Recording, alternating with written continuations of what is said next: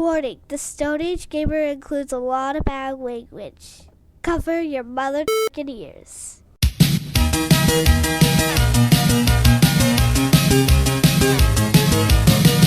Good evening and welcome to the Stone Age Gamer Podcast. I am Chris Randazzo and joining me tonight is Possum with a Jetpack, Dan Ryan. It's a very sexy jetpack. I love it. Are there any non-sexy jetpacks? I would imagine, like, the ones that blow up, like when they actually tried to make jetpacks first, they're like, oh, shit, sorry, Bill! You know. I bet they're still pretty sexy. They're definitely hot. No!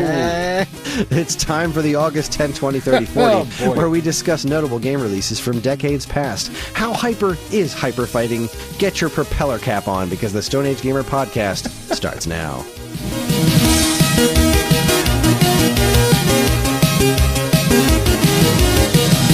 Hi everyone, this is episode 478. It's the week of September 1st, 2023. The day this episode goes live is my son's 10th birthday. Oh my god. John's 10 freaking years old, man. That's wild. At least he will be when this episode goes live. That's He wild. is, we're redoing his bedroom. He has gotten really into Pokemon. Oh yeah? It's Out about of time. nowhere. Yeah, about time. If you remember a few years ago, we bought the Let's Go Pikachu game. Yeah. And he was like kind of into it for a little while and then just kind of phased out. So while I was at the Stone Age Gamer store last week, Karen took the kids to her sister's and they hung out with their cousins all week. And his cousin beat his copy of Pokemon Shield and he lent it to John. And John has just been non-stop in it like all week. I believe it's pronounced Schwield. It's Pokemon Schwield? Sword and Schwield, I believe, are the technical names. I didn't see. I'm learning new things every day. No, I don't know. That's what my kids always say, and they think they're funny. They're related to you. It's genetic. Yeah, that's true. So, like, we had talked about this a little while ago where I said I thought it would be a good idea to give my kids a YouTube cleanse and just be like, this week, you're not watching YouTube. No and so more. we did that this week, and it has been going just fine because John's been playing Pokemon anyway. That's awesome. So, and I have noticed a marked improvement in his attitude. Shocking He is, how that happens, shocking and right? appalling Like, how he's not picking up on any of the douchey behavior of YouTubers. But yeah, he's been super into Pokemon. So like his birthday is still going to be fish themed because he's still really into fish. and it's shocking that he's into a jam band. Like, does he like the Grateful Dead too, or is it more just a fish thing? The Dead don't do it. He really likes the fish. he just likes fish. He's particularly into Farmhouse, but not Lawn Boy. I like Lawn Boy. Not so much. Good. Or whatever record has Way on it. I'd like to cut your head off so I could weigh it. What do you say? Well, we've capped out on my fish knowledge. Yeah, I'm about tapped out too. I really don't have much more than that. Junta, I think, is one of the other records. That one might have Way. It's a good song.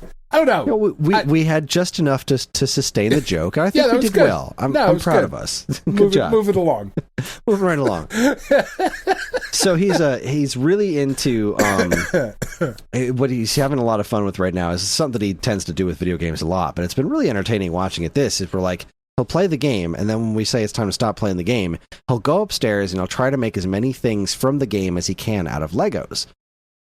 Which is always fun to watch, and he's been having a real ball doing it with the Pokemon. Like the Legos he has a ton of them, but they're like all like the basic shapes. So he's really limited in what he can do. But I tell you, he's really got the basic principle of them down. Like he'll bring one down and be like, "That's Score Bunny." I can tell because like you got the colors right and kind of the pose right from that like image of Score. Yeah. I recognize that, and you really nailed that. But John is also super into plush. He loves stuffies. He just my loves kids them too. So we've run into this problem where he has so many, nothing can contain them. Yeah. So I Karen got found boxes in the attic of stuffies. Karen found on Amazon these like empty beanbag chairs that you just fill with stuffies. Yeah. So we're going to give him a bright orange one of those because orange is his favorite color.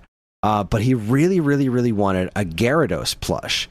And like Karen couldn't find any of them online, right? So I'm out of town while this whole Pokemon thing's happening. And I get back, and like he couldn't find a Gyarados, but he really, really wanted, since he couldn't find that, he wanted a Rayquaza because he thinks they look really cool. And he found a black one on Amazon. Pretty cool. Yeah, they are pretty cool. But the black one from Amazon wouldn't get here in time for his birthday. So naturally, me being me, I jump on the internet. I was like, all right, I'm gonna find this shit. I can do better. I still can't find them in time for his birthday, but I found the shiny Rayquaza, which is what he wanted, and a Gyarados on AliExpress for like super cheap. Nice. Granted, you're going to take a little while to get here, but I don't think he's going to mind once we tell him what they are. You know, like, all right, here's the deal.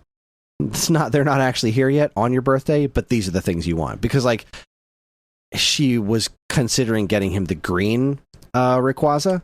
Yeah. Which is the one that he wants not as much as the black one.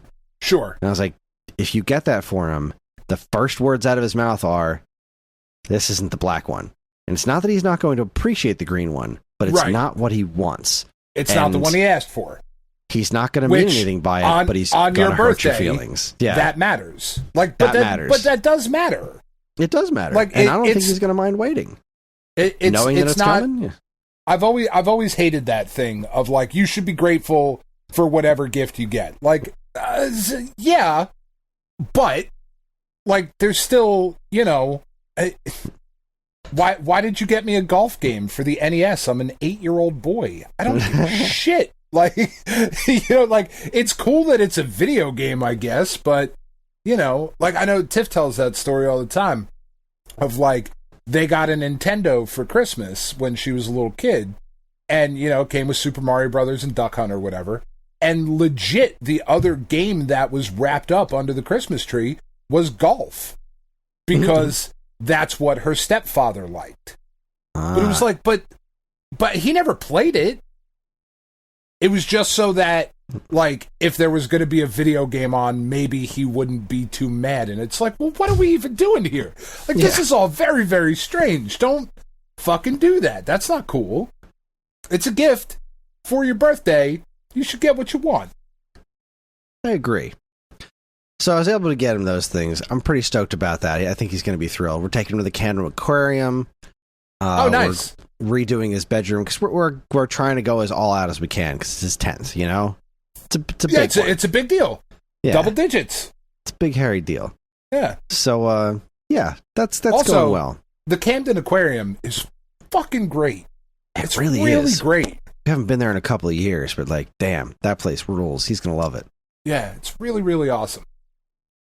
So yeah, there's been a lot of Pokemon in the house this week. And I'm honestly trying to think of what else I've been playing, because so while I was on my trip to SAG, all I did back in my hotel room was play Tears of the Kingdom. I am on a fucking mission to masturbate. That's all. Well, I mean, when I was first things while first. While playing Tears of the Kingdom. First things first. Yeah, I'm on a mission to get that done before Sea of Stars. I don't know that I'm going to pull it off. Which is in like a week? 2 weeks? Couple days, 29th. Oh, couple days. I got like all right. 3 days left. God damn. After tonight, I got like 3 days. I'm almost there. I'm missing I had like 12 shrines or something.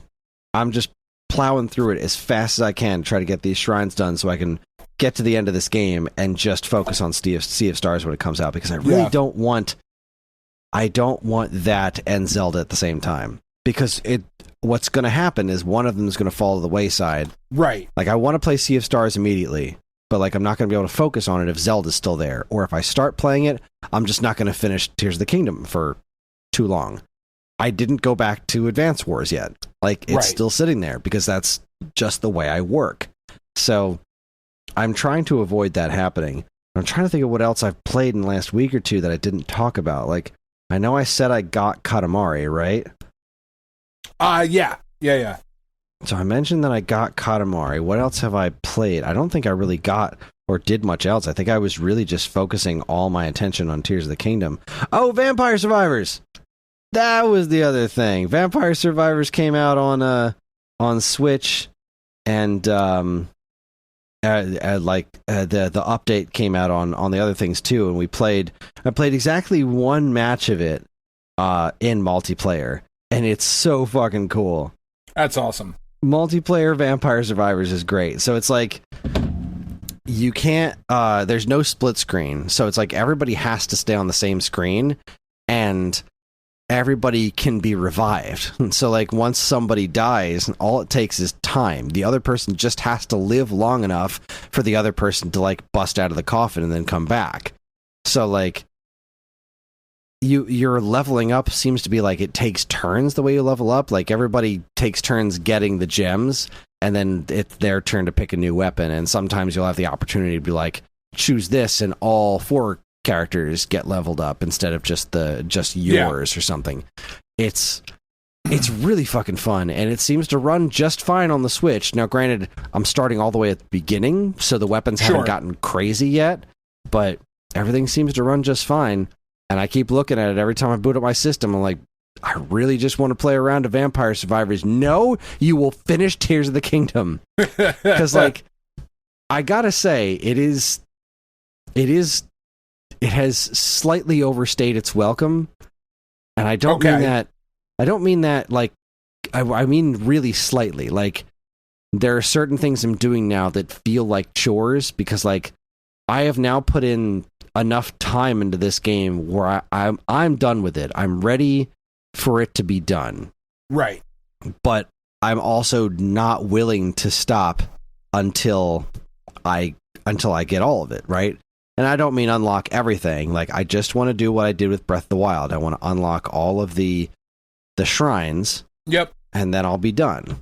So I finished while I was in Ohio. I finished getting all the light roots, and now I'm just working on the shrines. And I've heard the end of this game is, like, phenomenal. The whole final boss is just really absolute top-notch, some of the best in the series. But... And I will probably talk about this a little more at the end of the year, but as much as I adore this game, and I do adore it because I've put hundreds of hours into it, it's definitely missing a little bit of the magic that Breath of the Wild did, because it is a little bit less concise. And also the story is not nearly as interesting, I think, as the one in Breath of the Wild was. I'm not as emotionally connected to this as I was to Breath of the Wild. Like, Breath of the Wild story... Like Zelda in particular, I just thought was a great character, and you don't really see much of her personality in this game. You just see her just kind of like really upset all the time. Okay. And in the first game, you really got to see like who she was like as a person, like when she's happy, when she's playful, when she's sad, what she struggles with, and I thought that was really interesting. And even though you discovered the story out of order, it didn't do what this game does, which is to what this game does to try and correct itself for the whole story being able to be discovered out of order, is that everyone you meet reiterates the same shit. So everyone you meet...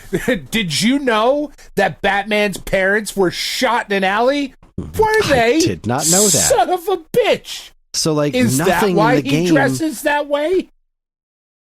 Nothing in the game treats you like you know what happened already. Like, almost nothing. Like, there are a few things, like bargainer statues will notice if you've talked to other bargainer statues, but for the most part, when you meet somebody, they'll tell you this information, like, oh, check this shit out. This is a really big deal. And you're like, yeah, I know. I fucking know. Like, I'm here to tell you that. I did that. But, like, minor characters... I tell you. Okay, sure. Minor characters, fine. I'll live with that. But, like, the main story beats, there is no different version of them when you've discovered... And it doesn't matter which order. No matter which order you do it in, they will always reiterate the same things every time. That's super annoying.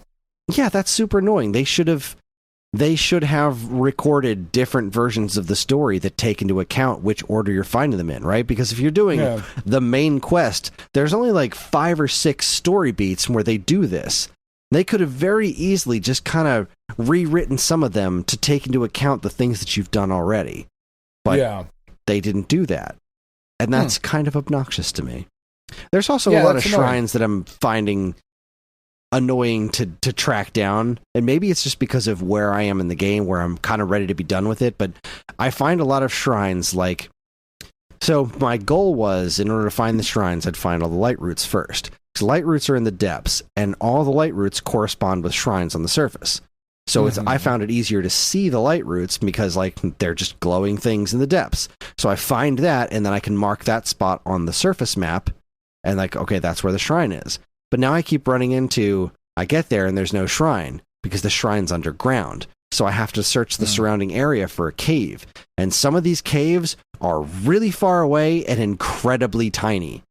So like I'll spend maybe 5 minutes or so searching the immediate area, and then I just fucking look it up online. Like just tell me where the cave is.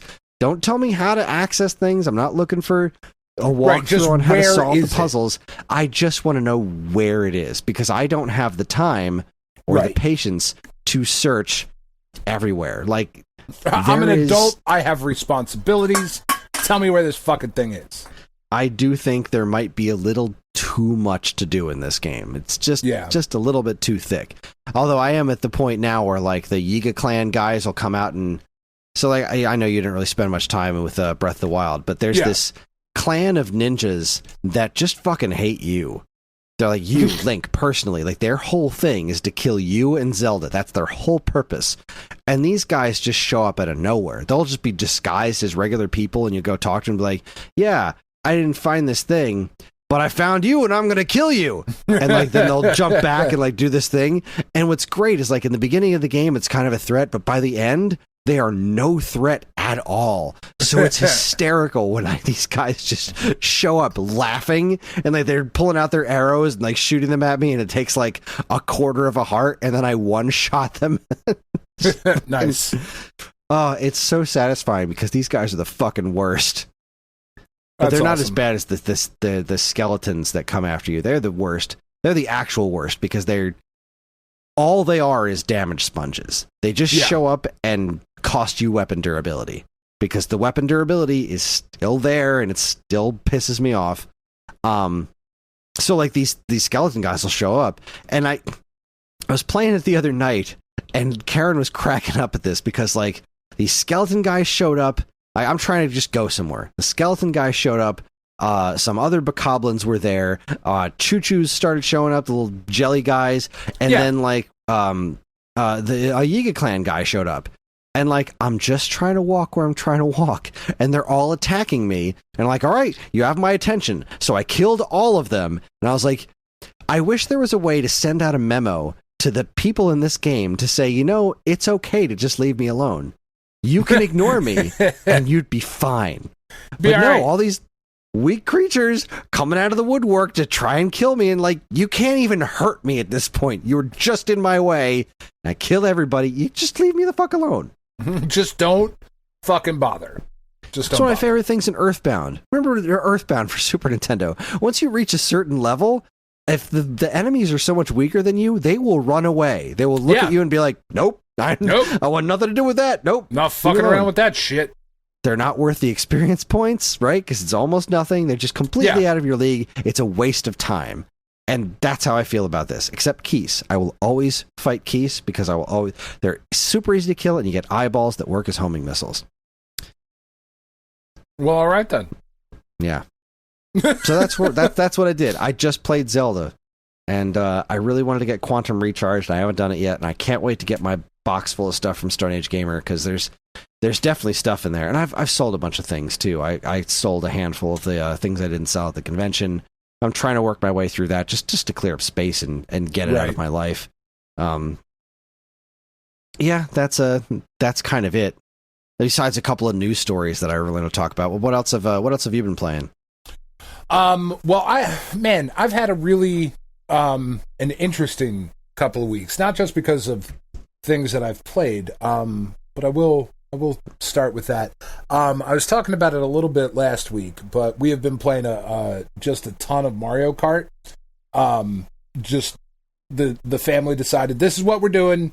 We're going to play a bunch of Mario Kart, and Dad's going to beat all of our asses, and it's going to be awesome for Dad, and everybody else has to practice. So So we've been doing a bunch of Mario Kart. They just released so this was frustrating. They released the official Steam version of Marvel Snap, right? I was like, oh, fucking sweet. Very excited. It's widescreen UI. It looks really nice. I play better on the computer than I do on my phone. I don't know why, but like I pay more attention and whatever. And I was really just kind of fucking around and not putting too much like serious time. I was playing more the Conquest mode than the ladder to get up to Infinite up until this week, and then the Steam client released, and I was like, all right, I'll sit down and put some time into it. The problem is that I had an old computer in my office. And I gave the kids really wanted to play like Pizza Tower and a bunch of Steam games, and the computer that I had down in my office could run it. And we had another computer out just in the downstairs living room in the split level in like Tiff's room. And we were like, all right, well, we'll give the kids the other computer. Katie has a computer now. Penn has a computer. We'll move, this HP all-in-one out to the office, and that'll be fine. It was like, all right, cool. And then started playing Marvel Snap, and the computer fucking shut down. And I was like, well, that's not a great sign for their fucking Steam release. It locked my computer. What a bunch of fucking jamokes, right? Whatever. I turned the computer back on, and it was like, your computer shut down due to a thermal overload. And I was like, the fuck? I was like, all right. So apparently the fan's dirty or whatever. Dangerous. Yeah. So it overheated. It shut down so it didn't overheat. And I was like, from playing Marvel Snap though? Like, this is a card game. This isn't like I'm not running fucking Red Dead Redemption 2. This is a card game. So I opened up the computer, and it was a little dirty and dusty, because like, when I say I upgraded from an old computer, I upgraded to a newer old computer. Right. You know what I mean? Like, this is not a nice new computer. This is still probably 10 years old or whatever. And maybe not that much. I don't know. I don't pay. I haven't until this week started to pay all that much attention to this kind of shit. Because like, I went and I got some compressed air and I cleaned it all out. And started looking at it and started looking up some stuff online.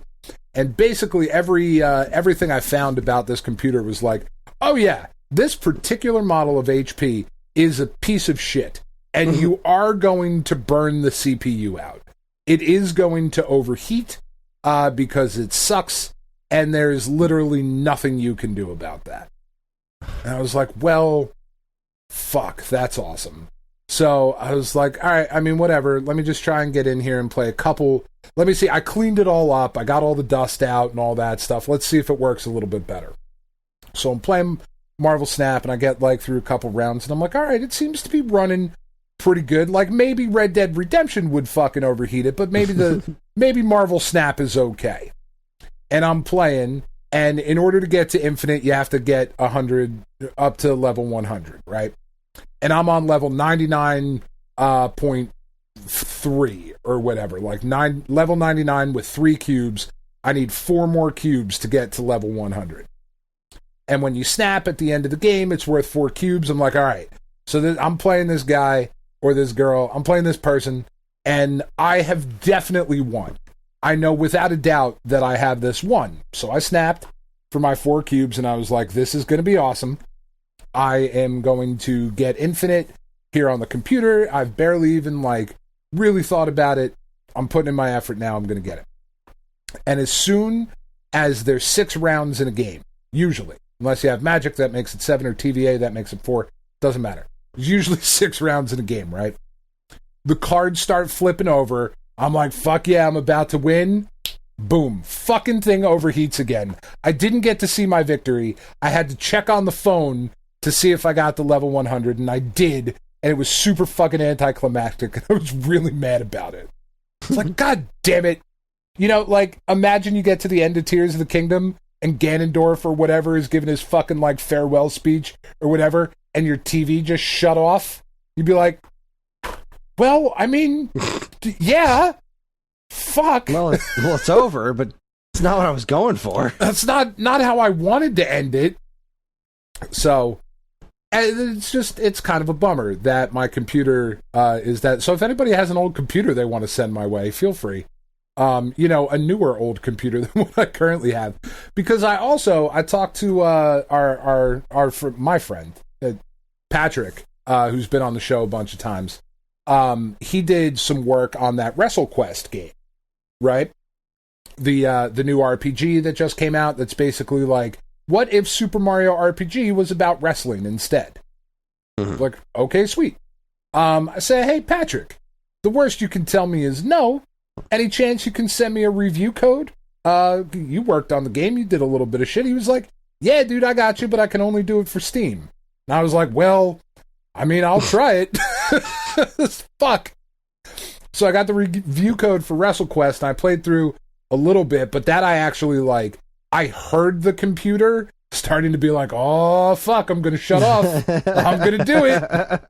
I'm going to do it. Don't you play anymore. You better save your fucking progress, asshole. I'm warning you. So I saved and played through the, it's really cool, though. It literally is Super Mario RPG with, you attack, and then you hit the X button again, or whatever system you're playing it on, the equivalent, to get the extra attack as you're going through, very Super Mario RPG-like. And, all of the, they're toys. Right, it's almost like it's taken place in a kid's imagination. I haven't gotten through enough of the game to really get through it, but the way it seems to be set up is that all of these toys are training to be wrestlers. Like what I did when I was a little kid of tonight in the main event is fucking Snake Eyes versus He-Man for some fuck reason. And so that seems to be the way that this is going, but it does have some actual wrestlers in it, or licenses, like Jake the Snake Roberts is in it, Macho Man Randy Savage, Diamond Dallas Page, Jeff Jarrett. So there's a bunch of really cool shit that I want to get to, but I just got to play it in little chunks so my computer doesn't explode. But that's the bulk of what I've been doing gaming wise. But I didn't want to say anything on last week's episode. One, because I wasn't sure I wasn't making it up, and two, you wouldn't have been able to hear me either. But 2 weeks ago, radio station around here, 104.5 out of Philly, it's the alternative radio station. I'm an old man, so I still listen to the radio. They were giving away tickets to an event, and I was like, all right, somebody's got to win these tickets, right? Why not me? And they were like, all right, we're giving away tickets at 3:30. And I was headed to the record store to get some inner and outer sleeves, because I wanted to sleeve up my record collection. And I don't know how you store your records, Chris, but the way I've started doing it is everything in an outer sleeve, and then taking the inner sleeve out of the record, or out of the cardboard, basically, and putting it behind it so that it's not pressing on it. So I have all my records out and in inner sleeves, which is inside the outer sleeve. I don't know. It's working really nicely for me. I like it a lot. I take the inner sleeve and I always turn it sideways so that I don't have to take it in and out when I just slide the record in and out of the... Because what they want you to do is pull the entire inner sleeve out every time you want to use the record. Which, right. Who has that kind of time? Well, that's what I was doing. And No, go ahead. Do you have outer sleeves on your records? I don't know what that means. I have the record, the cardboard thing, right? The record comes in, and then there's the little plasticky or whatever kind of thing inside that the record goes inside of the No, sleeve. so I'm talking a sleeve around, a plastic bag, basically. Like comic books, like bags and boards. No, I don't have anything bagged like that now. Okay, so I don't have all of my records bagged, but I bagged most of them, and then took the inner sleeve out of the record, or out of the case, or what do we call it? The cardboard? Out of the artwork, I guess. Whatever. I'm still new to this. Took it out of that, and it's in behind the actual artwork now. So like when I pull the record out, because I used to have it the way you did, like I would put the bag around the outside and then turn the inner sleeve to the side so I could just pull the record out. Yeah. When I was pushing the records into the shelf, like the outer sleeve would always slide back. I was like, fuck, this is super duper annoying. So I had to turn them all to face upright. So now everything's protected. Because like I went through and I started looking and I was like, oh, I actually have some like expensive fucking records. I need to like protect these. Anyway, short story long. I was going to the record store to get the inner and outer sleeves, and I was like, all right, well, I'm going to sit out here in the parking lot and see if I can win these tickets.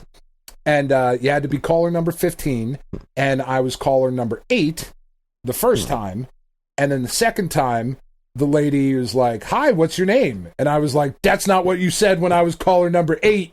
And she was like, well, that's because you won. And I was like, shut up. Shut the fuck up. And she was like, no, seriously, what's your name? So like gave her my name and all that shit. And Chris, I won tickets off the radio. I don't know where the seats are going to be.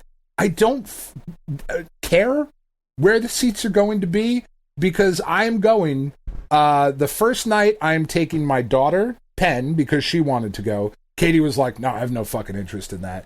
So Penn is coming with me the first night, and I'm taking Dean with me the second night because I won tickets to fucking WrestleMania. You did? I am going to both nights of WrestleMania at Lincoln Financial Field. I was like, are you fucking kidding me? Like, I'm so excited about, like, I was, son of a bitch. I don't even watch WWE anymore, but this is WrestleMania. It's fucking I'm very WrestleMania. excited. Yeah. Yes. So I'm taking Penn the first night, and I was like, I'm not taking you both nights because you don't fucking like wrestling all that much. But, like, you know, I got to ask the kids first. And Katie was like, no. I said, no, not even a little bit. Penn was like, yeah, let's go sit with 45,000 people. That sounds great. And then I was like, all right, well, I gotta fucking, I'm taking Dean the second night. That's amazing. So I called him up and I was like, so I need you to do me a favor, dude. And he was like, yeah, what? I'm like, all right, man, I need you to take off on April 9th. He was like, dude, it's fucking August. What? And I was like, I need you to put in for April 9th because I need a date to WrestleMania on Sunday night. He was, shut the fuck up. Like, he was super excited. It was awesome. Yes, that's awesome. Somebody had to win, man. I was like, fuck it. Why not me? Why not you? So after a couple really shitty weeks with losing puppies and Bonnie and all of that stuff, you know, things started to turn around a little bit. Pretty excited about it. Well, that's good for you. Yeah, man. So it's not till April, but fuck, dude. I'm going to go to WrestleMania. I didn't have to pay for it. That's fucking dope. I don't care where the seats are. I can be all the way up at the top. Not the point. Yeah, because you'll be fucking there. I'll be there, and then I will watch shit again on replay when I get home, like I did with SummerSlam when I went. We didn't win these tickets by any chance, by any means, but before I left for my trip to Ohio, a bunch of my local friends all coordinated pre-ordering tickets for the state. What the hell is it called? It's got a great name. So good I can't remember. I just want to make sure I get it right. The State Breaking Hearts and Dippin' Balls Tour. That is fucking outstanding. I'm so excited. So, like, it's like me and all my local friends that we all went to high school together, and we fucking loved The State. It was like one of our favorite shows ever. Who didn't love The State? Most people who didn't know about it. A lot of people, which is why it didn't last very long. So they're doing a 30th anniversary tour. They originally announced like one date in Cleveland, I think. Yeah. And they were like, if this goes well, then we'll just keep doing it till people tell us to stop. And apparently did well enough that they added 2 dates for New York City and Manhattan at the studio that they recorded the show in. Oh shit. And we were like, all right, as long as these tickets aren't too expensive, we should all get a group together and go. So like me and my sister and Sean Doyle and like all these other people like gathered together and like, all right, we're ready this morning. We're jumping on the website. We're going to grab as many tickets as we need. And we were able to arrange it. So like everybody's going to go and we're all going to drive out to New York and fucking see the state. And I'm so excited. That's really fucking awesome. Yeah. I'm pretty jazzed about it.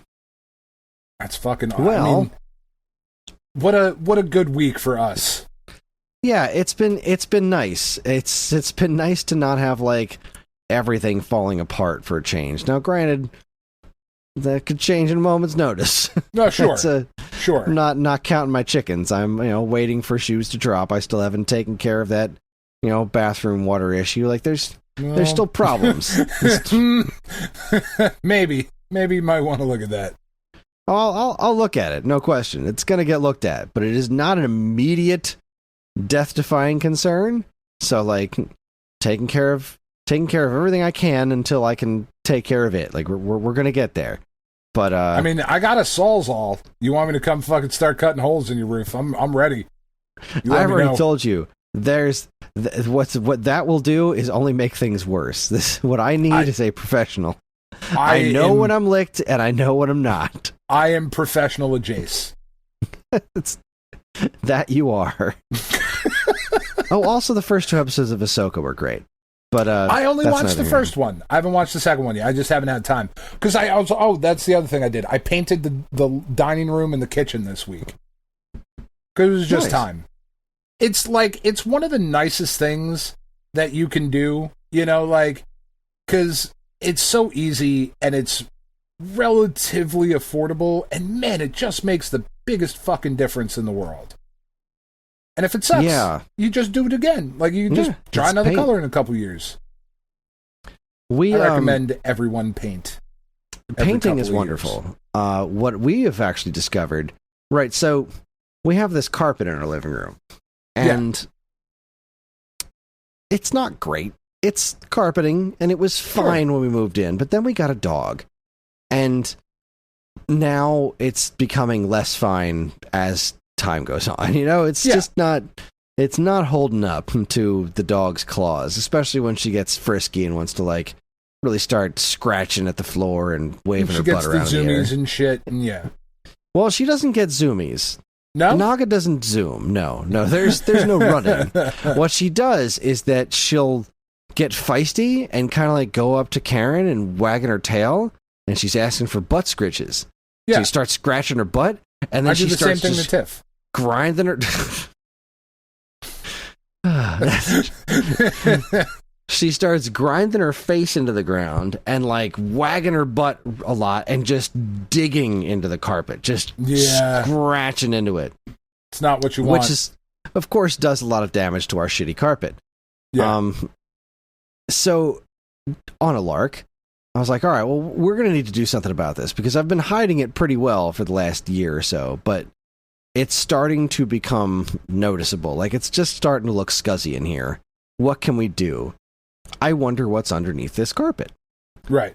Wouldn't you know, gorgeous finished hardwood is underneath the carpet. Son of a bitch. It's the same hardwood that's upstairs in our house. So, like... Yeah. My concern is that we have this, like, fake hardwood in the dining room and the hallway, and I think it's going to look a little weird having real hardwood in the next room. Like, it's not like this, like, it's an archway from one to the other, so it's just going to be like a line, and then there's different wood. I feel like that's going to look weird, but I'm also not 100% sure that there isn't actual hardwood underneath the fake hardwood, so... Sure. I guess that's the thing. Pull up the hardwood and see if there's carpet underneath. Fucking 40-year-old virgin or wherever the fuck that's from. Yeah. Oh my god. That would not surprise me. I've been thinking about it like, shit, that could actually happen in this house. Right.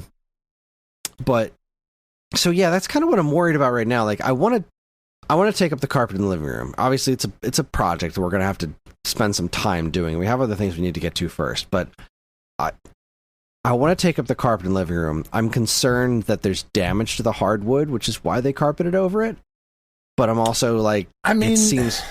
Yeah, because it's one of those, your house is old enough, like mine, to where it's very possible that hardwood went out of style for a little bit, and carpet was the fancy thing. You know, like if you're doing it, you got a carpet over the hardwood. Your grandmother had hardwood floors. You want plush, fucking high pile carpet or whatever the fuck. You know, I don't know. I'm not a carpet salesman.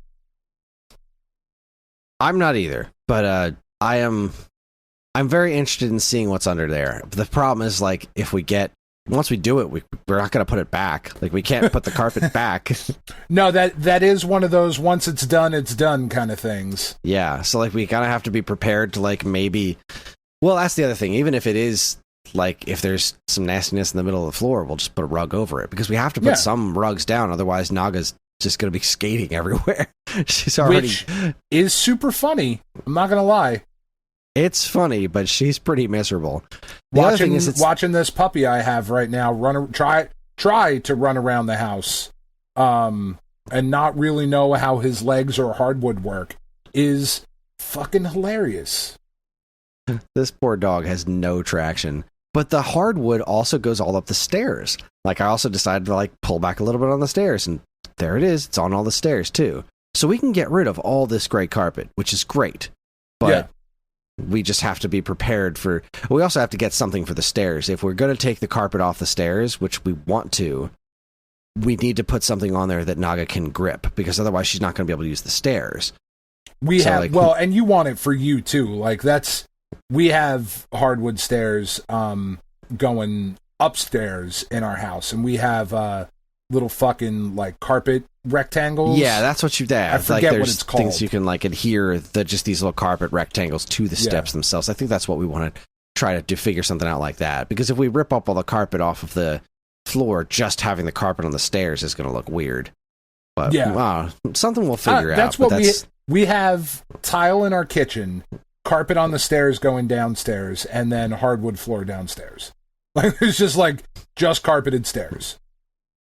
Because they were like, when we had the people come out to do it, they were like, yeah, we're really not going to, like, take the responsibility for that, so we're just going to put carpet on it.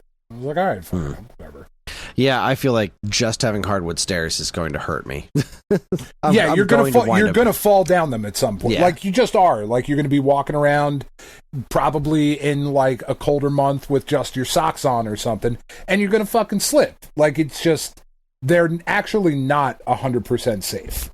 Like, it's really not the best idea to just have blank hardwood stairs. So, yeah. So we'll figure all that out. But I did think that was pretty interesting. That, just this finished hardwood is just kind of chilling right underneath this rug that's starting to fall apart. So that's going to be a fun project. After we redo John's room, that's going to be my next focus. And since, I'm making more money now, it's like, well, maybe I can start having thoughts about doing things around the house. Like, maybe I can start thinking about projects for the future. Like, some improvements. This is pretty exciting. Yeah, that's awesome. So finally get that sex dungeon up and going. Rob Metzger just messaged me on... You just letting that go? All right, that's fair. No comment. He just messaged us on Discord. He said, I know you're probably already recording the next episode, but you have to look up this absolutely terrible Mario handheld ripoff. I've never heard of the system before, and it's called the Game King. The game is Dino Adventure Legend. Here's the wiki for the system. I can't believe this existed and even made as many games as it did. For Dan, Trojan Legend is a Mega Man ripoff. Also, sorry Chris, Blaster, a Blaster Master ripoff. Ooh. Oh boy, so I'm looking at the dinosaur one and, like, I don't know, I've seen worse. It looks terrible, don't get me wrong. This all sounds really good. Very excited. I gotta see what does this Blaster look like, though? Blaster Game King. Show me a Blaster. What is a Blaster? Show me Blaster. Oh my goodness, it is a Blaster Master ripoff.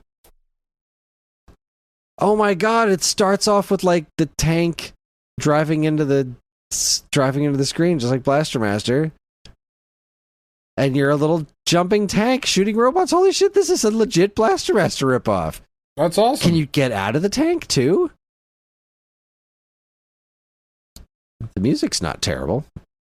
Wow, like they even have like the circular floating guys dropping bombs on you. Like, this is shameless.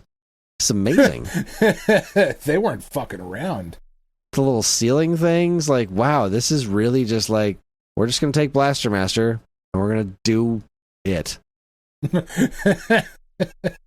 We're just going to do that thing and it's going to be great. Aw, Karen just sent me a picture. Naga finally destroyed. So I got her those like rubber rings, like the Nerf ones that are three together. She fucking loved those things. And I bought them for her like maybe a year or two ago. And I hated having them in the house because she would just like tear them to shreds and then there'd be all these little rubber bits all over the floor. But they made her so happy. So just because I'm a nice guy, I bought her some a few weeks ago and she's been tearing through them, and she finally did it. She broke the yellow one to shreds. All three rings are apart, and she just sent me this picture of Naga just completely dead to the world. I did it. Exhausted. All pupped out. She finished her project. They've been destroyed, and now she can rest. I have killed all of the rings. I've done this she killed the middle one. Now she has the blue and the orange ones left that are untouched. Now she's going to start working on those individually now that she's broken the middle one. That's awesome. Fantastic. Well, thanks, Mr. Metz, for just pointing me in the direction of this wonderful Game King. That's fascinating. All right, so before we get to the 10, 20, 30, 40, there were two news stories I wanted to hit. Okay. The first thing was that Charles Martinet is retiring as the voice of Mario. Yeah, I mean, it's probably about time, right? Like, yeah, when he announced it... He's an old man. Yeah, he's like 70-something, and like he announced it, and of course, all of the comments immediately were like, fuck you, Chris Nintendo. Pratt. Why are you pushing him out? Why are you replacing him? How dare you? He is the voice of Mario now and forever. And it's like, okay. I mean, so Nintendo announced this by saying he's not going anywhere. He has a new job as the official Mario brand ambassador. We're going to pay him to like go around and meet fans and stuff. But like, voices change, you know? But I know also, he said... I mean, pump the brakes a little bit. Fucking what soliloquy has Mario delivered in a game that has changed anybody's life? Wahoo! It's me, Mario. Wahoo, yes, it's an iconic voice, but it's like... No, of course it is. Of course it is. But we're not talking about, like... You have more of like, fucking David Hayter is not going to be Solid Snake. Like, okay, because he said a lot of shit. He like, did. There was a lot of dialogue there. You know, Mario as a... I get it. I get the attachment. Charles Martinet's a nice guy, but like... he's great. I don't think this is some kind of big conspiracy. I think, like, he's getting old. I think doing those voices is just not as easy for him, and he doesn't sound the same. He doesn't sound the same now as he did when he recorded Mario 64. No. He just doesn't. And that's fine. He's fucking 30 years older. Yeah. Your voice changes from your 40s to your 70s. You can get somebody else to properly do. It's time for the next generation of Mario voices, and that's okay. You can get somebody else to say wahoo. It'll be all right. That's the thing that I don't get is like, no, this person is that character now and forever. Like, okay, but if that character is always going to be around, then you can't really do that because eventually that person's going to get old, you know? God willing and the creek don't rise, you could fucking Mario's going to outlive us all.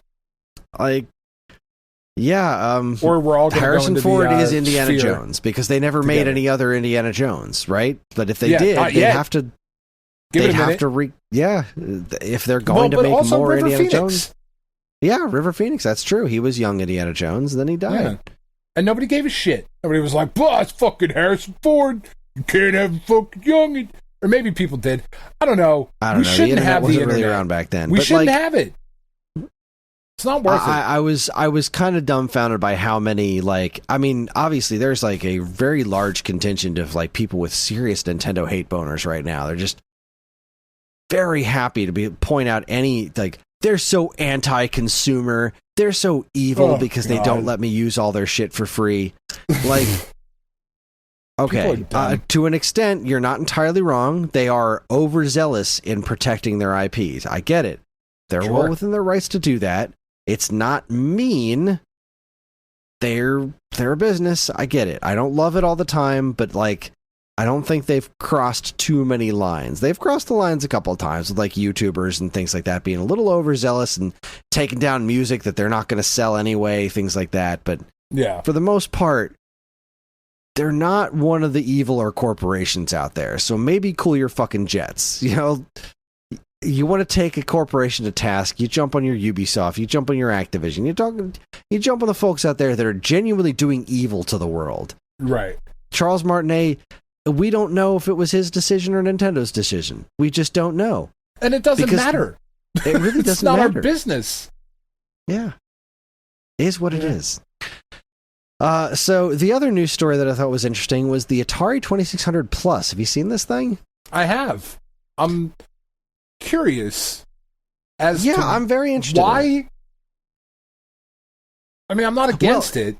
It's been requested a lot by the Atari community. Like, I assume that's why. The Atari VCS not having a cartridge slot was the kind of thing that pissed people off for a really long time. So they're making an Atari 2600 that's it's smaller than the original model, but it's visually based on it, and it plays original cartridges, which is neat. It's got HDMI out. It does run on emulation. It won't do any of the VCS stuff, right? Like the correct, newer because stuff it is just a 2600. Okay. Yeah, it's not a more modern system. It is just a 2600. Right. List of I think compatible... that's more like the why of it. Like if you wanted to make a VCS with a 2600 cartridge slot, like, okay, I kind of get that. You know? Well, I think the point of this is 2600s themselves aren't the easiest things to play on modern televisions, because it's not even just like modding for an RGB out. This is an HDMI ready 2600 out of the box that plays your cartridges, which is super cool. And it's only $130. So at $130, which is a lot less than I expected it to be. Yeah, that's fair. I imagine reasonably. I know there are ways that you could do it cheaper, I'm sure. But for the most part, somebody who wants to try to find a 2600 and get it modified in a way that's going to connect it directly to their new television, you're probably going to wind up spending around $100 to $130. So this is kind of a neat alternative. Yeah. Okay. I'm curious how it stacks up to the Retron 77, because that's a thing that exists. They did a Retron, like the Retron 5, that was just designed for Atari 2600 games. And that's HDMI out. It is... How much do we sell the Retron 77 for? Hold on. Retron 77 at StoneAgeGamer.com. What is there? A space there? What am I looking for? Retron 77 goes for $69.99. It's from Hyperkin, and it does similar to what the 2600 Plus is theoretically doing. Is it's running the cartridges through emulation. Now, Atari released a list of games that have been confirmed compatible, and it's a pretty good list. There are a few games that are listed as incompatible, but they're not things that I think anyone's going to lose sleep over, like Texas Chainsaw Massacre. Yeah. It's the games that were untested that give me pause. Stuff like Pitfall 2 is untested. And you would think that would be one of the first games that you would test in this thing before you announce it. But it's not, which kind of makes me think, like, this might not play well with games with extra chips in them, so we're just going to kind of sidestep that by saying they're untested. That's a big cause for concern, because that's one of the games that I would want to play on this thing. And if it doesn't play it, that's going to be pretty upsetting. But it is a really interesting piece of hardware, and there is kind of this hope that, like, wow, maybe if this is even remotely successful, somebody else might take a look at that concept and be like, well, maybe instead of releasing a Genesis Mini 3, we'll just release a Genesis Mini that plays the cartridges. Do you know what I mean? Like, wouldn't it be neat if we started to get a few of those other things that will play original cartridges, but are just designed from the ground up to be HDMI out from official sources instead of third-party stuff like the Hyperkin and Hyperkin, yeah. Yeah. I just think it's an interesting thing. It's not something I expected, especially after they announced that they were Atari was working with the Polymega, and they're going to release a cartridge add-on for the VCS that'll they're releasing all the modules for the VCS and the programming, so your VCS will work as a Polymega. And one of the new add-ons here is going to be a Polymega 2600, as well as a 2600 cartridge reader for the VCS, which I do think is pretty neat. I think the pricing hasn't been announced, but I would assume, based on the other modules, it's probably not going to be that different from buying one of these things. Now, will its compatibility be different? How will it work with the VCS controller? That's a lot of other questions that still need answering. But it is an interesting thing, and I'm genuinely excited to get my hands on one. Like, I really want to know how it works, how it stacks up to the Retron 77, how well it handles all the games. Like, they say they're compatible. What does compatible mean, really? Like, does it mean it turns on? Does it mean that it actually...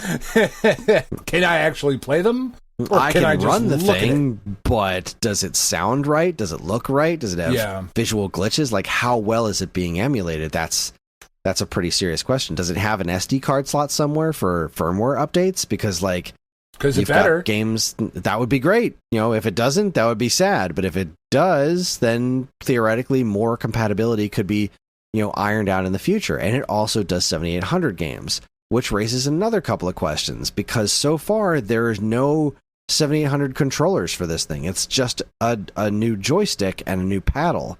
And that's not enough for 7800 games. They're 2-button things. So I have a lot of questions. I'm very curious how this is all going to pan out. But I do think on the surface, it is a really neat thing to exist. And it does look very cool. It does. I really like this direction that Atari's moving in. I will never be happy with any company that's doing anything with crypto that can just jump right in a fucking lake. But that is something that the current administration inherited from the previous one. So I get it. But yeah, the stuff that they're doing right now is making me pretty happy. So yeah, thumbs up. Hooray. Word. And with that, it's time for a break. Take ourselves a break. Yeah, take a quick break. When we come back, we're going to hit up the 10, 20, 30, 40, which I think is going to go a lot better than it has for the last couple of months. You're listening to the Stone Age Gamer podcast from Geekade.com. Stick around.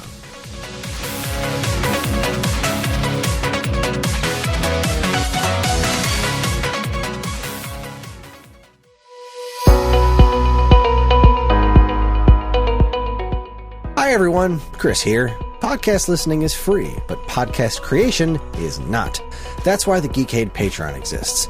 In an effort to help us pay the bills, we've got a Patreon page set up where you can gain access to our monthly podcast topic schedule, get early access to many of our shows, and more. If you'd like to help support Geekade and keep these shows running week after week, head over to the Geekade Patreon page, linked in the show notes of this very podcast.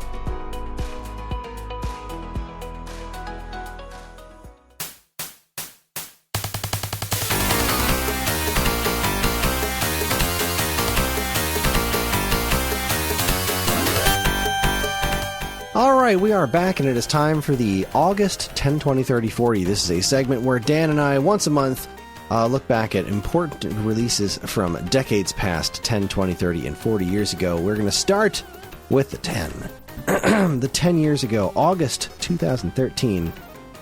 What have we got cooking this month? We are looking at the, let's see, we got PlayStation 3, 360, Wii U, Wii, DS, 3DS, PSP, Vita, and Ouya are the current platforms on the market. So let's start at the start here. I'm still sad the Ouya didn't work out. That was a good idea. This is a joke, but it's a good idea. It's a very dreidel-shaped system. It's just the whole thing. It's fucking weird, but anyway. All right, let's see. I'm looking at PlayStation 3. We've got a bunch of DLC. We've got Tales of I don't know, Xilia? What? Xillia? Fuck off. Zillia. Sure, Zillia. I'm not talking about that game just because of its name. Fuck you. Got something called Dragon's Crown from Atlas. I've never heard of that one. Yeah. Lots of DLC. DuckTales Remastered? Did this actually come out? I guess this isn't just the physical copy. Yeah, let's go with it. DuckTales Remastered, what a fucking great game. Oh, such a good fucking game. DuckTales Remastered is wonderful. They did such an amazing job remastering that game that was already amazing to begin with, getting the original voice actors back one last time. It's a goddamn Greek tragedy they never did DuckTales 2 Remastered. It really fucking I have no is, idea right? Why. Like, why didn't that get greenlit immediately? I don't know. I really wish it did, man, because that DuckTales Remastered, like, I know it's kind of sacrilege to say and whatever, but that is by far my preferred way to play that game. Oh, same here. Yeah, it's just a lot more streamlined than the NES original. You know, more things make sense. They put things so in much context. better. The music's great. Like, it's the new intro stage and the money bin. Like, that's how you do it, man. That is how you do it with complete respect to the original. They did a wonderful job. Just adore it. Payday 2. Oh, here's another one. Disney Infinity. This is when Disney Infinity originally launched. Fucking toys to game shit, man. I never played this game, but I really like the figures. Like, I have put some serious thought into, like, starting to collect these two in addition to my amiibo, but because there's a lot of really cool ones out there. They're really cool looking figures. I would love to have a bunch of them, but they're starting to get expensive already because they're Disney. Yeah, well, and that's one of the things, like, as we've gotten older, like, we've started to embrace the Disney, like, yeah, fuck it. Disney's cool, and we'll have some Disney shit in the house. Like, I went and bought that Super 7 Robin Hood, that I just fucking love to pieces. I do have upstairs, because we have a lot of little boxes in the house, right? So a lot of like Calyx style shelving units in the living room that have a bunch of tchotchkes and knickknacks and whatnot.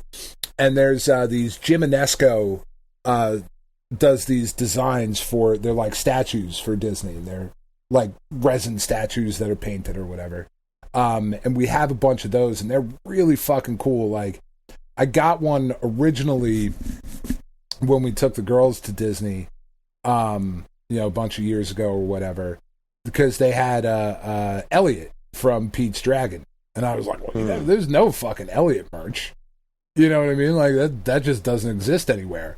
And then, like, every year, either for Christmas or my birthday, Tiff will get me another one. So, like, now I have an Elliot and a Figment, which are just, like, my two favorite Disney things, up there with Robin Hood. I haven't seen a Robin Hood one yet, but then I have, like, 101 Dalmatians with, like, the kids hanging off of Pongo, and Jack Skellington, fucking Dr. Facilier from Princess and the Frog, because he's fucking super cool. Like, there's just a bunch of them now that are really, really awesome. So if anybody's looking for cool Disney shit, Jim Inesco, it's good stuff. Anyway. One of the things I like a lot about the Disney Infinity figures is that they go through all these different properties, but they have a really consistent art design, which I think is really, really cool.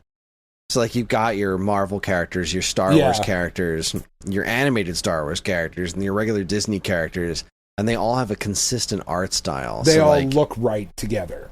Yeah, so you can have Iron Man next to Jack Skellington, and they're going to look like they're part of the same set. I just think they're really nicely designed figures, and there's not a ton of them that I'd want, but... Yeah. Have you seen any of the Disney Mirrorverse figures that McFarlane's been doing? I think I have. Those are really fucking cool. Like, they're obviously, like, alternate versions from this fucking Mirrorverse game or whatever, but they're really fucking nice figures. I love that there's a fucking Lone Ranger one in here. Man, they were sure Lone Ranger was going to be a bigger hit than it was, and it was not a hit at all. No, it's quite a problematic film for quite a number of reasons. Didn't, like, what is it, what was the guy who played Armie Lone Hammer. Ranger? Yeah, isn't he like a cannibal or something?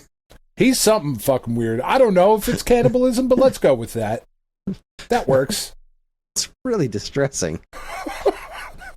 Wasn't he like eating people on the set or something? It was fucking nuts. It's fucking weird. God, there's like fucking Korra from Tron and Rey from Star Wars, Rocket Raccoon, and like, I would really like to have a bunch of these. They would just look so cool. Holy shit, they made one of the Spot from The Good Dinosaur? Really? Yeah. Wow.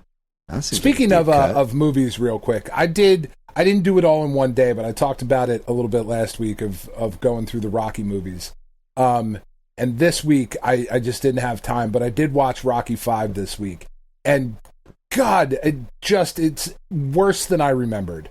That movie is a gigantic steaming pile of shit. I have to say, I didn't dislike any of them. I do not like Rocky 5. Which one was 5? What happened in 5? With Tommy Gunn. They lose the money. They lose the money, and they move back into the neighborhood in Philly. Oh, and then Rocky starts training that blonde and he kid trains from the Oklahoma. new guy, and the new guy like betrays him and shit. Oh, right.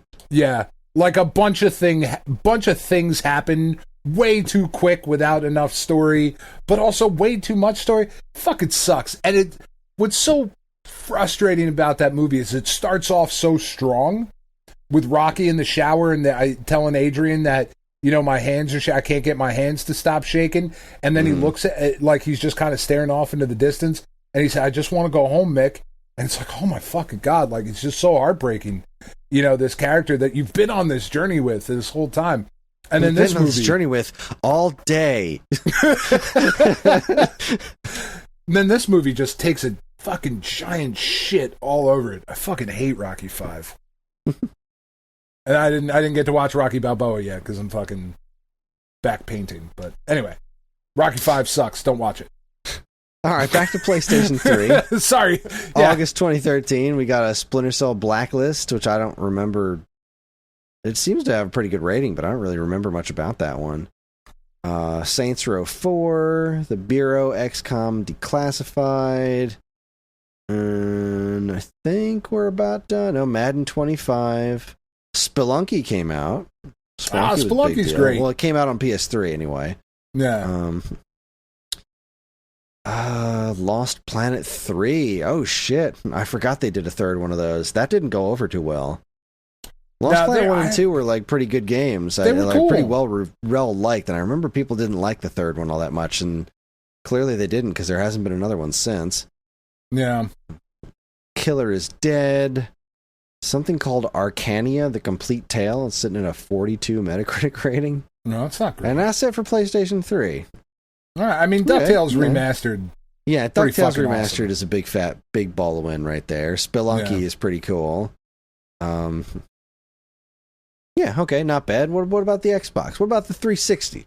How's the 360 going to grab us? We've got By the Ghoulies. See what I did there?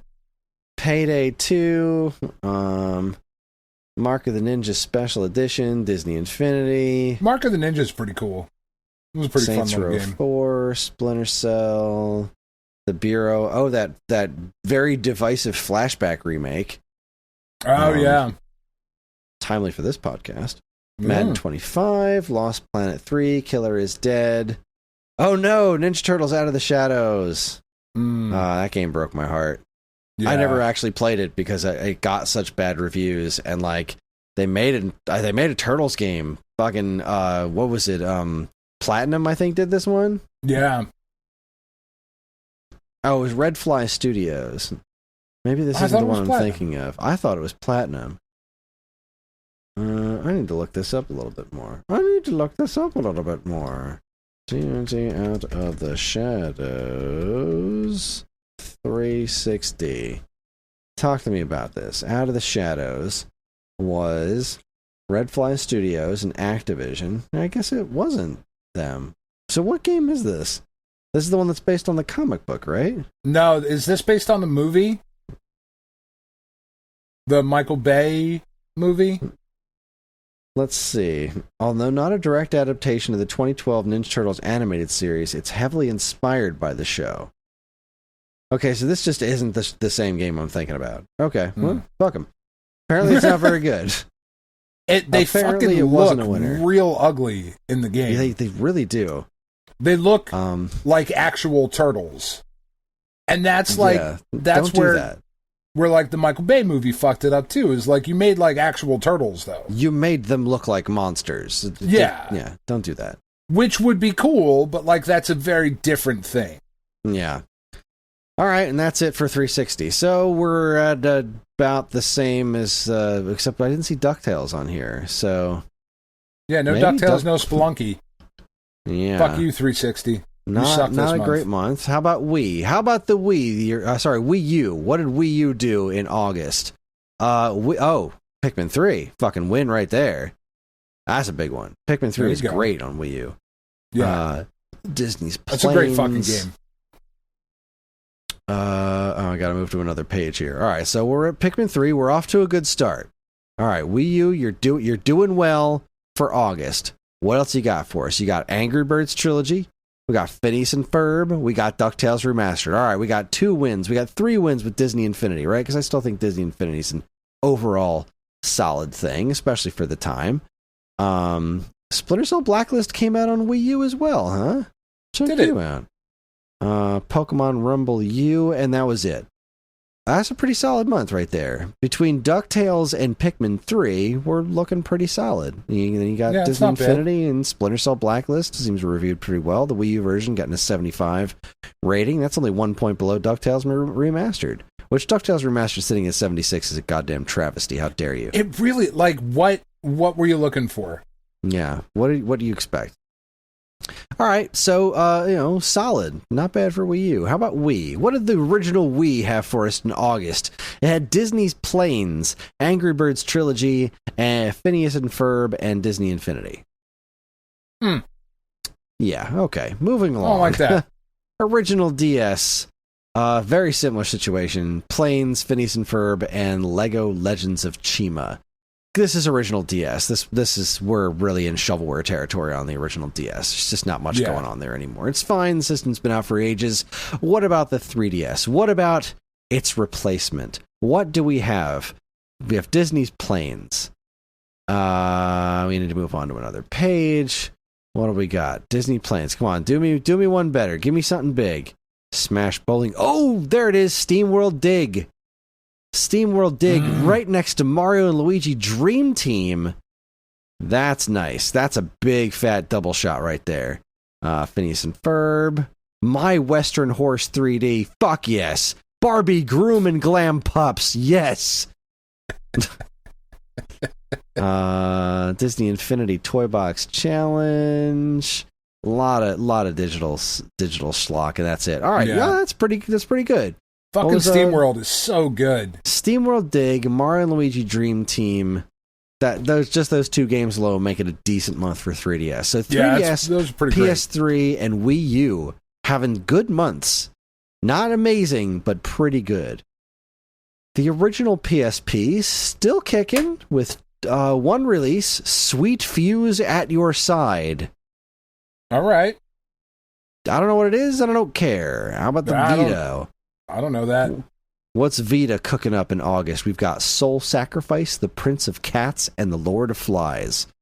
We have Super Frog HD, Dragon's Crown, Shuttle Quest 2000, Little Acorns, Amen, and we're just in DLC categories here, like lots of little app games. Fruit Ninja. I do love Fruit Ninja, not gonna lie. I've never played it on Vita. It seems a little small for that, but you know what? I've played it on phones too, so why not?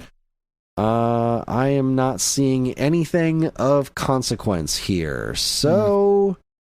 to that. Yeah. Oh, Spelunky. There you go. Spelunky hit the Vita as well. There you go. Good for you, Vita. How about the Ouya? What's the Ouya got for us? According to Wikipedia, August 2013 had 100 Rogues, Choplifter HD, Saturday Morning RPG, Cinemora, Sonic the Hedgehog CD, Wrecking Balls Arena, and Zombie Driver HD. Cinemora is really good. It's yeah, really I've heard of that. Shooter, that's or shmup on other platforms as well. So that's pretty cool. All right. Well, that's the 10. All right. Better Not than bad it has compared been. to what we've been dealing with. Yeah, I'm not floored, but it is a marked improvement over previous decades. Let us travel back to the year of our Lord 2003, where we'll be discussing the PlayStation, PlayStation 2, Xbox, GameCube, and Game Boy Advance. Now, PlayStation 1, there were no releases this month. Not a huge surprise. PlayStation 1 is kind of ancient by this point. But the PlayStation 2, what have we for August? We've got Splashdown, Rides Gone Wild, Freaky Flyers, Chaos Legion. Oh, man. I loved Chaos Legion. That one's definitely got mixed reviews, but I remember people liking that one. It's a Capcom joint. Yeah. Silent Hill 3 do you like was also Devil this May month. Cry? Devil May Cry, because you said 3. Devil May Cry. If you like Devil May Cry, you'll like Chaos Legion. Yeah, it's like that, but with spikier, more colorful hair. Yeah. Silent Hill 3 came out this month. That's another generally liked game. Madden 2004, Smash Cars, Romance of the Three Kingdoms 8. I refuse to believe they're only on 8 by this point. Virtual Fighter 4 Evolution. That's a big one. So fucking good. The Futurama game, Alter Echo, Agassi Tennis Generation, Mojo, Cabela's Deer Hunt 2004, Mark Davis Pro Bass Challenge, NFL Game Day 2004, NCAA Game Breaker 2004, Bombastic, Buffy the Vampire Slayer Chaos Bleeds, and the original Disgaea. That's a big one. The original Disgaea. Oh, holy shit. Soul Calibur 2 was this month. And the PS2 version is like my least favorite, but yeah, that's... I fucking put Hihachi in there. Get the fuck out of here. Of anyone you could have picked. Soul Calibur 2, Disgaea. I mean, I guess you want to throw Madden in there just for poops and giggles, but Virtual Fighter 4, Silent Hill 3, Chaos Legion, that is a hell of a month. Yeah. That's a good August right there. Good job, PlayStation 2. Let us see how the competition can hold up. The original Xbox in August, coming off of the month of Aquaman Battle for Atlantis. The first release of August, not a whole lot better, Dinotopia Sunstone Odyssey. Freaky Aquaman Flyers. Battle for Atlantis again. Yeah, let's push that into August too. All right, so Dinotopia, Freaky Flyers, Ghost Recon Island Thunder, sure, why not? Yeah. Tennis Masters 2003, Madden 2004, Futurama, Alter Echo, Mojo, Soul Calibur 2, Cabela's Deer Hunt, Scooby-Doo, NFL Fever 2004, Procast Sport Fishing, Buffy the Vampire Slayer. Oh, the first Otage came out. Oh, I like that game quite a bit. Damn, okay. So that's a solid month for the Xbox with some the highlights would be Otage, Soul Calibur 2, obviously, and you got a new Ghost Recon game, and those were all pretty successful. It's got a pretty high score of 81 on Metacritic, yeah, too. The Ghost Recon games were pretty great in the original like Xbox and 360 days, and I don't think they are as much anymore. Then I don't even know how many they're making anymore, but yeah, if you were into that flavor of stuff, all right. Who was the exclusive character to Xbox? Was it Spawn? Spawn. Yeah. Yeah. Fuck, man. Soul Calibur 2 is great. Such a better choice than Heihachi. Yeah, like by just several a much thousand better miles. Fucking character. Anyway. Yeah. All right, solid month for Xbox. Way to go. Some crap, but also a couple of really nice gems in there. How about the old GameCube? How did the GameCube fare? Also, coming off of the giant win that is Aquaman Battle for Atlantis. Yes. Let's see. We got Freaky Flyers again, Madden 2004, Big Mother Truckers. There you go. F-Zero GX. Phenomenal game. Yes. Love Is that the F-Zero GX. last F-Zero game? No, I think there was another one for Game Boy Advance after this, maybe even 2. Was it after? It was the last home console one, though. Okay. That's fucking wild. 20 really years. 20 years without an F-Zero game. 2. Fuck and you. Buffy the Vampire Slayer. But yeah, so there you go. GameCube, much smaller month, but Soul Cal 2 and F-Zero GX. The best version of Soul Calibur 2 featuring Link wonderful character to play as. So good. So many So cheap ring good. outs, though. Yes, his throw was so cheap. It's so unfair. It's so All fucking right. unfair. That's good. This is good shit. That's good, there hasn't been a bad one so far in the 20. So good job. Let's see if Game Boy Advance can keep it up. Game Boy Advance is the wild card here. How bad was our month in Game Boy Advance? We've got Monster Truck Madness, Madden 2004. Okay. All right, there's a decent one. Pokemon Pinball Ruby and Sapphire. There you go. Yeah, that's pretty cool. At worst case scenario, we have that. There's a fairly well-reviewed Mortal Kombat Tournament Edition. Yeah, the Game Boy Advance one is playable, and it's pretty good. Because Mortal Kombat Advance is absolutely not playable. Mortal Kombat Advance is trash. That's the game that EGM gave a 0 out of 10 to, because it just doesn't fucking work. Yeah. And Freak Style, Battle Bots, Design and Destroy. All right, so not great, but not absolute garbage. Not anytime there's a new trash. Pokemon game, right? they certainly sold Pinball. a bunch of them. So you got for whatever that's worth. handhelds, Maddens, and a competent Mortal Kombat on the Game Boy Advance. So okay, can't hate that. The 20's all right. The 20 lives. Let's see how the 30 handles. How did the 30 hit us? We're talking arcade, NES, PC, Super Nintendo, Genesis, Sega CD, TurboGrafx, 16 and CD, Neo Geo, Game Boy, and Game Gear. I do believe there was nothing on Turbo CD or Neo Geo this month, and nothing in PC really worth mentioning. In arcades, we got the Capcom's The Punisher. It's a pretty badass that's game. such a good game. Yeah, it's pretty nice. I mean, it's a Capcom beat 'em up. It is of that era, but the Capcom beat 'em ups were so good back then. Yeah, they had really honed their craft. Oh, goodness, sorry. Fast forward to the NES. NES definitely far on its way out here by August of 93. Famicom came out in 83. So this thing's technically a decade on the market. We got Addams Family, Pugly Scavenger Hunt, and Bubble Bobble Part 2, which is an excellent game with the exception of the fact that it is not two-player co-op, which is... I just don't even know how to feel about that. Yeah. Completely ridiculous. But okay, 2 games, regular NES, still kicking, way to go. And one of them's Bubble Bobble Part 2, which is one of the more expensive games on the platform. How about the old Super Nintendo? In August 1993, we've got... Oh, this is a killer month. This is fucking great month. There's not a lot of games. I'm looking at 1, 2, 3, 4, 5, 6, 7 games. Okay. I'm gonna get the easy ones out of the way. We've got Super Slapshot, Seventh Saga, Super Caesar's Palace. All right, your run of the mill games. I mean, Seventh Saga definitely has its fans. I've never really been super into it, but it's an Enix RPG. I'm not going to brush that under the carpet as saying it's not anything special. Yeah. However, this month also gave us Super Mario All-Stars, one of the best remakes ever.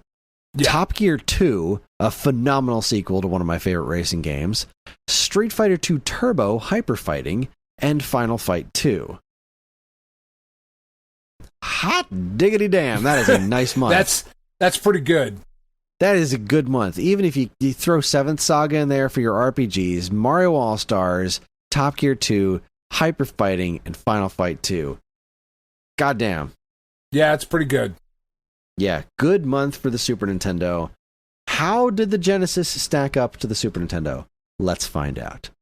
In August of 1993, the Genesis got Arrow the Acrobat, Bill Walsh College Football, General Chaos, that's a winner. That's a great game. Good. Yeah. Hook, I never played, but I heard that was good. I don't know about the Genesis one. I didn't like it. I feel like it was good on other platforms. I feel like I never hear about the Genesis one. Jungle Strike, PTO, Pirates Gold, Splatterhouse 3, Tin Head. I do like Splatterhouse 3. Oh my god, we've got some real winners here. All right. Well, Pirates Gold was an expensive game for a long time. But now we got Rocket Knight Adventures. Possible the Jetpack. Really, Rocket Knight Adventures is one of my absolute favorite Genesis games. One of my favorite games of that entire generation. Rocket Knight Adventures is a fucking masterpiece. It's so good. Konami just really showing off their skills on the Genesis there. What a great game. Jurassic Park. I have mixed feelings about Jurassic Park on Super Nintendo. There's no denying its success, and also, like, this game just came out at exactly the right time. Oh, for sure. Just wowzers. And it's so cool that you could play as the Raptor. The controls are absolute dog shit in this game. They really, really are. And I hope for this remake that they're doing, or this the collection. I hope they get the Genesis games. Yeah. And I hope they can tighten that up. That would be great. Yeah. High Seas Havoc is a pretty decent platformer. Something called Socket, which I'm unfamiliar with, and Shinobi 3, Return of the Ninja Master. Shinobi 3 is pretty cool, too. That's a pretty good month for Genesis. Splatterhouse, Rocket Knight, Shinobi. General Chaos. Chaos, that's pretty good. I don't think it beats Super Nintendo, to be perfectly honest, because we're talking Street Fighter 2 Turbo and Mario All-Stars, but, like, it's close. And Final Fight, you said, too, right? Final Fight 2, which was pretty decent. I mean, it's really very different, very different months. Yeah, but still, like... But really good. Like, if you had either system, this is one of the months where it's like, yeah, I'm very happy with my purchase. Yeah. Good all around. Sega CD had one release, Robo Eleste. And if you had a Sega CD, you were very unhappy with your purchase. TurboGrafx 16, as far as I can tell, just had a game called Shockman, which I'm not familiar with. Not great, not terrible. It's okay. Yeah, all right. How about the Game Boy? Game Boy keeping things fun and alive with the 4-in-1 Fun Pack Volume 2. Final Fantasy Legend 3, Goal, Jurassic Park, Nigel Mansell's World Championship Racing, Pinball Dreams, Tesserae, which is a game that I really loved on PC, but couldn't get the hang of playing in black and white. Yeah. But, Link's Awakening. What a fucking game. What a fucking month this is, right? Yeah. This is a good month. Yeah. This is good stuff. It's giving me life. I'm feeling good. This is the best of the year so far, I think. Yeah. Oh, I would agree. Over on the Game Gear, we've got Bram Stoker's Dracula. We've got James Pond 2, Robocod, Jeopardy, Jurassic Park, Tengen World Cup, Streets of Rage 2, Tesserae, Wheel of Fortune, and the 10 out of 10 Surf Ninjas. Really not all that bad. How is the Streets of Rage 2 on the Game Gear? It's pretty solid. Is it? It's not the Genesis game, but it's still pretty good. Sure. Yeah. Not too shabby. Not too shabby at all. Okay, great month. Great month. Let's see if we can finish strong. Let's head back 40 years into the past. Good God. 40 years.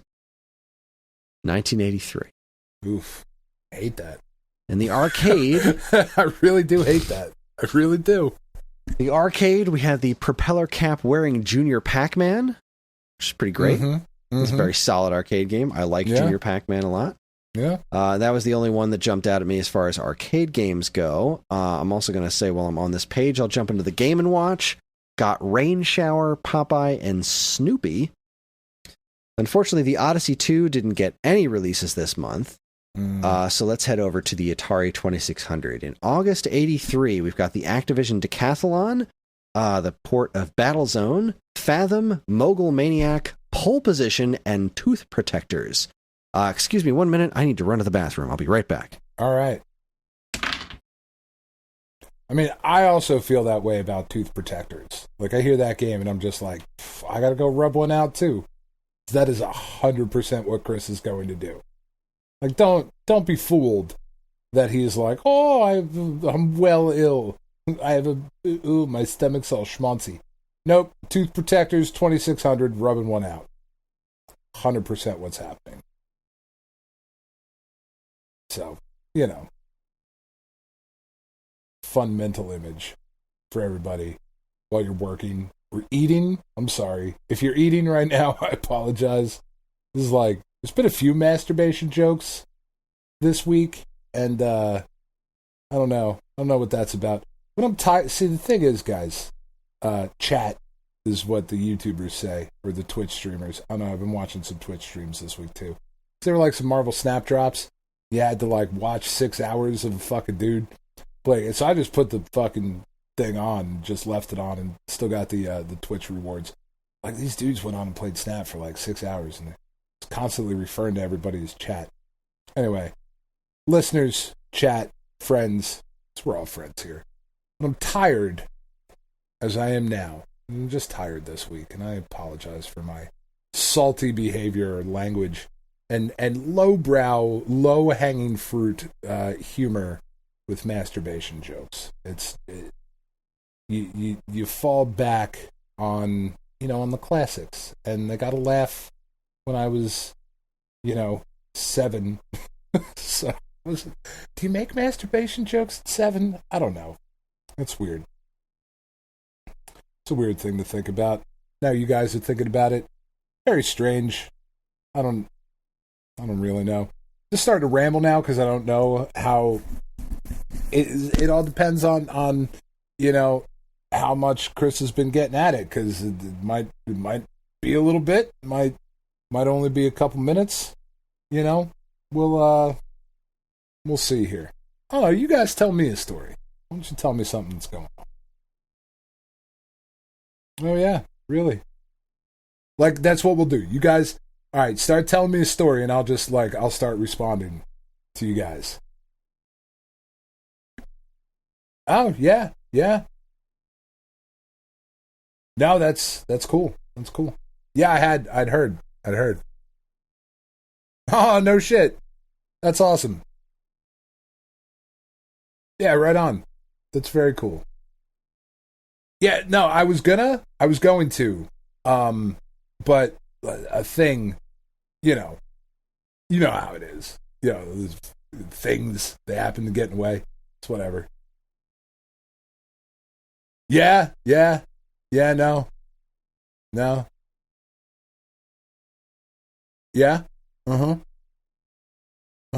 I'm picking up what you're putting down. Yeah. Yeah, that's funny. No, Rocky, yeah, Rocky. Yeah. I don't know why I thought you were talking about Rocky. Tiff's been very upset that I've been talking to her about Rocky. She's every time I bring it up to her, she's like, fucking stop talking about Rocky. God damn it, I don't care. It's the one thing that's wrong with my wife. Everything else is great. She fucking hates Rocky. She didn't grow up on the East Coast, or like even like the Mid-East. It's not a thing, but you know what I mean. She didn't grow up in a fucking blue collar kind of area. So I don't think Rocky ever like really hit home for her. She grew up in Texas and fucking California or whatever. We did have a discussion though. Because I just finished reading this book, Cinema Speculation by Quentin Tarantino. He talked a bunch about like movies that had influenced him, and she is also not a Tarantino fan. So I asked her to rank her favorite Tarantino movie. Are you back, Kris? I've been talking this whole time. It sounded like you were back. I don't know if you are. No. Okay. Well, that's fucking weird. I'm hearing things. Whatever. So I asked her to rank her favorite. I saw Evan's little thing popped up on my fucking thing. That's weird. I asked her to rank her favorite Tarantino movies, and she said Kill Bill, because he's done 9. He's done nine films, and she said Kill Bill or Pulp Fiction was number 5, and then Death Proof, the one that he did for the Grindhouse double feature with Robert Rodriguez, was number 6, and then everything else was tied for She Doesn't Give a Shit. And I was like, what the fuck is that supposed to mean? I was hurt deeply, emotionally, cut me to my soul. To love Quentin Tarantino. I do know, like, her least favorite one, I know for sure, is The Hateful Eight. Because I don't know if you guys have seen The Hateful Eight. It's my least favorite of his, too. Doesn't mean I don't like it. It's just, it's very long. I'm not a big Western guy. I never have been a big Western guy. Like Good, the Bad, and the Ugly, like, that's fine or whatever. But, fucking most Westerns, I just could not give a shit. It's just never fuck John Wayne, like fuck Clint Eastwood. Just never really grabbed me. Like Tombstone's fucking dope. Young Guns, I guess, is okay. But like, I don't know, Hateful Eight kind of has that westernish feel, but it's very slow moving or whatever.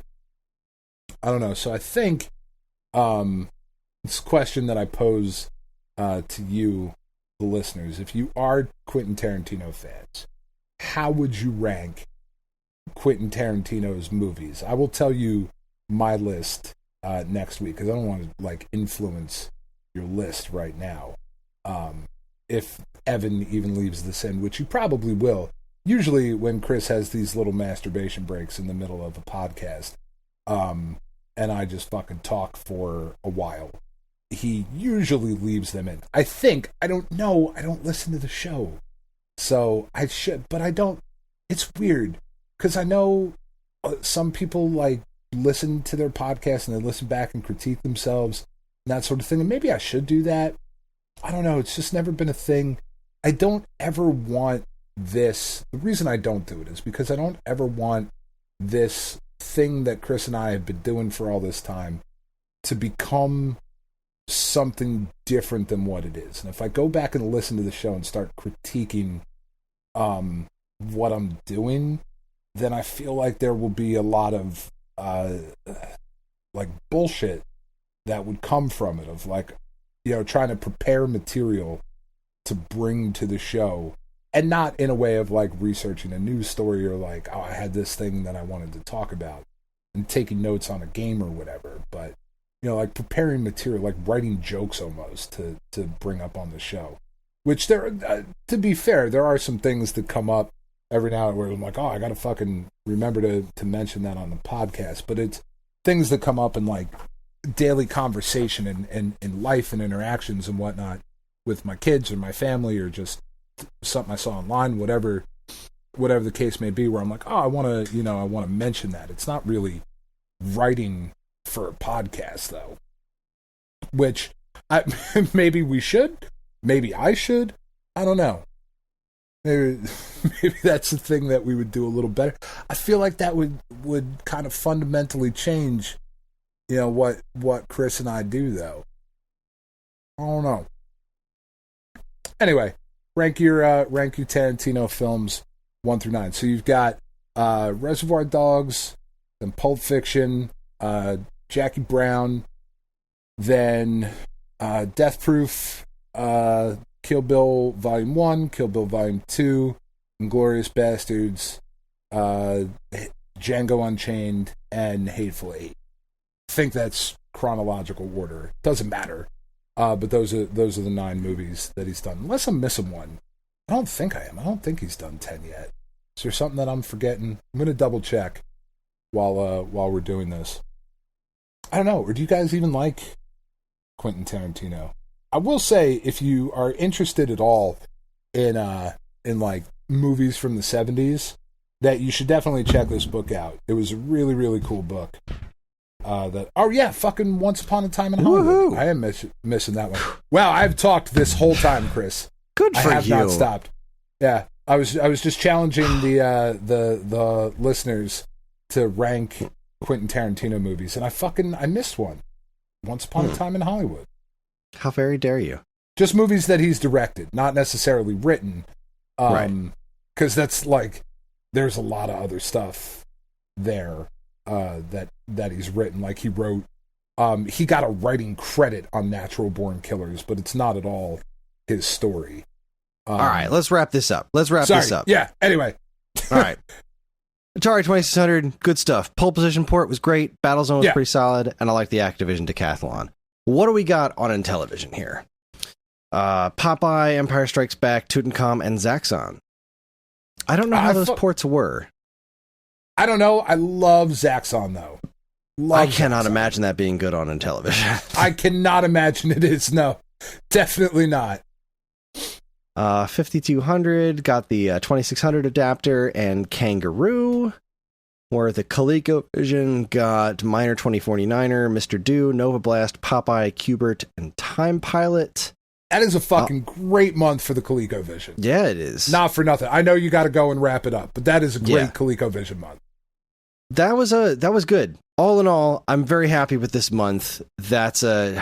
It's such a relief to have a good 10, 20, 30, 40 for a change. Not the only thing that's a relief, am I right? Oh yeah, I feel like you need to relieve a little bit more. My stomach's doing some fun tricks right now. Getting old's a blast, ladies and gentlemen. And masturbation. That is our show. Sometimes you just gotta. Yeah, when you gotta go, you gotta go. Join us next week for the Stone Age Starter Kit for the PlayStation Vita. I cannot imagine how this is going to go. There's so much of the Vita's library was digital. I have nothing. This is going to be a very interesting one put together. But all right, we are on most social media platforms, and if you want to get in touch with us, we aren't very difficult to find. All it takes is a quick look at our show notes, and you'll see links to our social media accounts, as well as all manner of other fun stuff, like a link to our namesake, StoneAgeGamer.com, and more useful links than you can shake a joystick at. If you'd like to get early access to this show's episodes, as well as a bevy of other shows on the Geekade Podcast Network, check out our Patreon, also linked to in the show notes. It helps keep this show running week after week, and all of our patrons are loved and appreciated. This show's theme song, Squared Roots, was written by Banjo Guy Ollie. You can learn all about his wonderful music and more by following the link to his YouTube channel, also in the show notes. And finally, as always, we'd like to thank our intrepid editor, Evan, for making the show listenable for all you folks. I'd like to thank all you folks for listening in the first place. That is it, everybody. On behalf of Dan and myself, keep playing games.